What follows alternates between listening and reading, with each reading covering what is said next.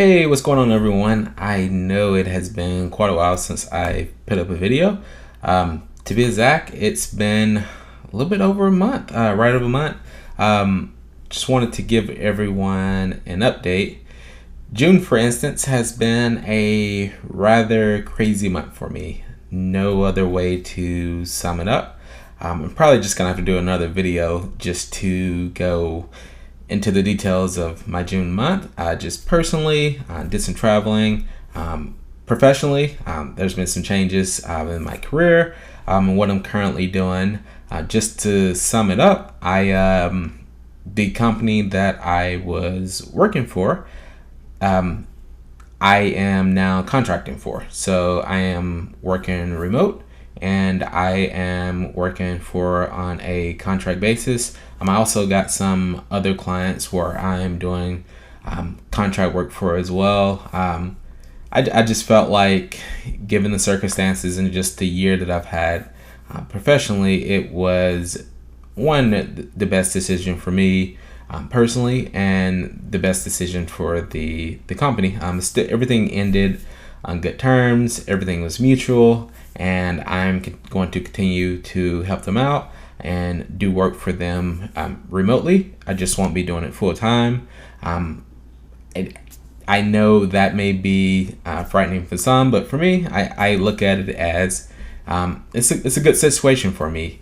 One, it gives me the opportunity to kind of go out and do things on my own. I've always wanted to kind of try to get my feet in and just work for myself. I want the freedom and just the opportunity just to grow professionally. It's just been something that's been on my mind for a while, and I think right now is the best opportunity. While I won't be making as much as I was having a stable job, and I won't have that stable income, I still have some contracts in line that will put me pretty close to where I was at, a few thousand off, but it still covers all my expenses. Still will allow me to have my debt paid off by the end of the year, and that's just in the case if I don't pick up any more work or get any more clients. So that just gives me more time to focus on this. I'm still on pace to knock my debt off. I'll be doing a lot more videos, a lot more just kind of detailing my journey of going contract to maybe help you guys out. I'm not recommending anyone quit their job or anything like that, but I'll be able to just kind of give more insight and give more details of what I'm doing to help generate income, and possibly give you some ideas of how to generate more side income. And you never know, there may be people out there who are in a similar situation to me, where they lose a job or their career changes, or they just want to try doing work for themselves professionally. So I'll be getting into a lot more of that over the next couple of months. Like I said earlier, I'm really excited for the next steps of my career, and just kind of going off and seeing what I can do on my own. Anyway, with that being said, I'll jump into June's end of the month, or just June's budget. Since it is July, I'll just move on to that, just do a recap, and then I'll do a video for July's budget as well, that I'll post up in a separate video outside of this. But anyway, let's jump into June's budget. All right, so living expenses. We'll just start with the first category. So if you are just not joining me and you haven't watched any of my previous videos, you're a first time viewer, then rent, that the rent and mortgage section is my partner for the whole year since January. She has been helping with that part. I've been paying my part of the utilities, but she's been helping with rent and mortgage. So that's allowed me to help pay my debt off a lot quicker. We're still going to stick with that plan. I'm still going to have income coming in, so we're still going to stick with the plan to have me debt free by the end of the year. So there's nothing there. Phone bill dropped Well, no, it's the same as it was the previous months. It's dropped from, if you watch any of the previous videos, it's dropped a little bit. I did renegotiate that, so it's right at $100 a month. I was getting a phone reimbursement from my previous company, so I may look at and see if I can even get that down lower. But for right now, it's not a huge burden. Fuel still at 100 since I no longer have to commute to work anymore. This dropped tremendously to only $36 for the month. I did have 100 budgeted, so I'm probably going to leave it right around 75 to 100 just to see. I won't be driving as much since I'm working from remote, and I may even get rid of my car. I haven't decided yet, but for now I'm not going to make any drastic changes. I'm going to keep it for now, but I am going to drop my fuel in the next budgets just because I can't imagine me having $100 worth of gas bill if I'm not having to commute back and forth to work. So that'll help save money in a sense. Life insurance, that's the same, $14.62. Medical and dental, I had budgeted $315, but somehow I thought the bill was set up on auto payment and it wasn't. So I didn't pay it on time. So last month's and the next month's bill, June and July's bill, kind of lumped together. So I ended up just paying both of them. So that's why I went over a little bit there in that category, because I essentially paid two bills. So even out in July, there won't be a bill for medical or healthcare. I think there still will be like a $13 bill for dental, but my health insurance, I'm paid ahead now.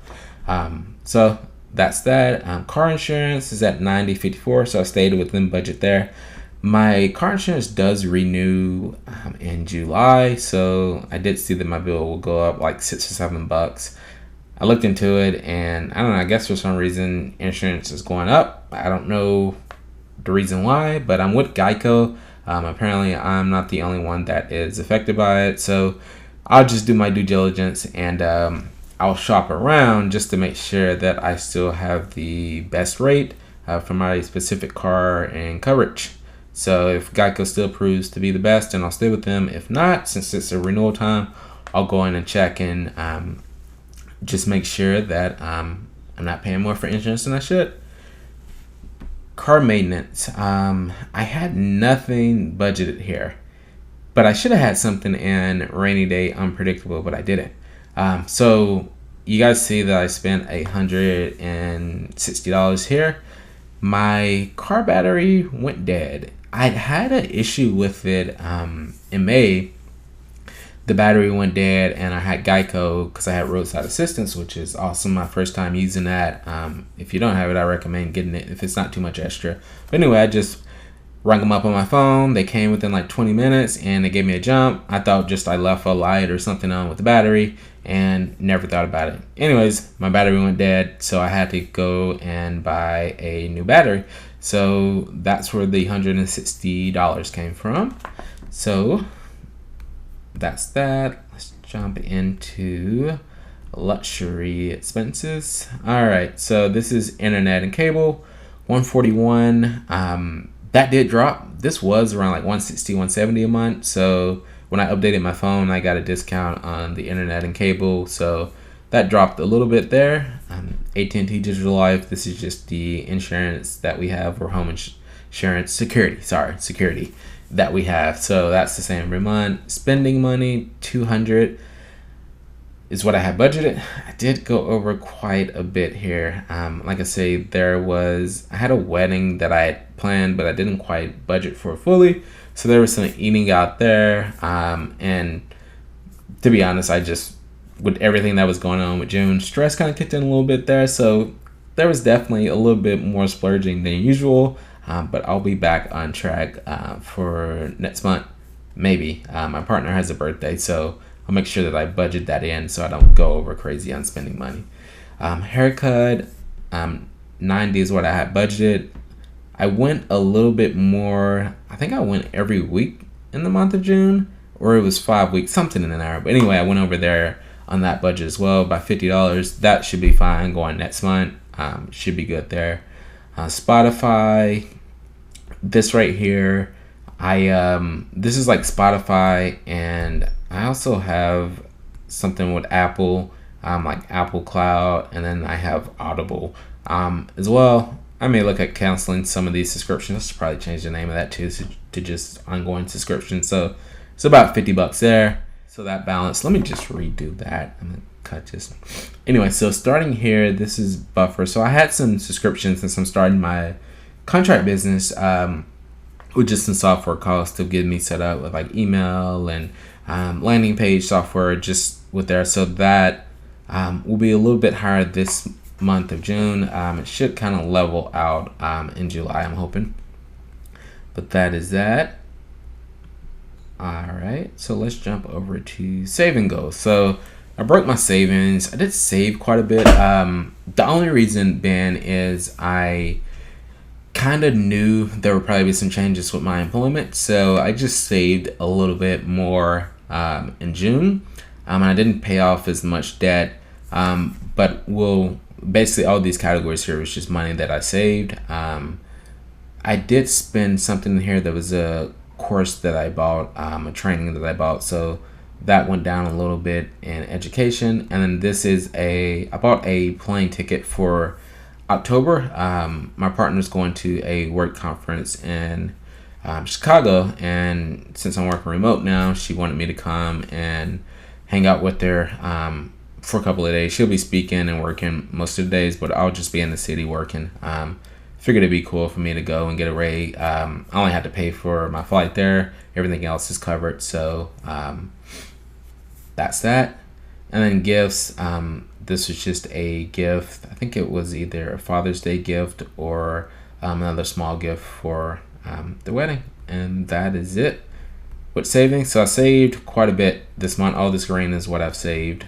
So that's good. Let's go into debt. Okay. So debt. So I put my normal minimum payment towards my car payment, which is $283.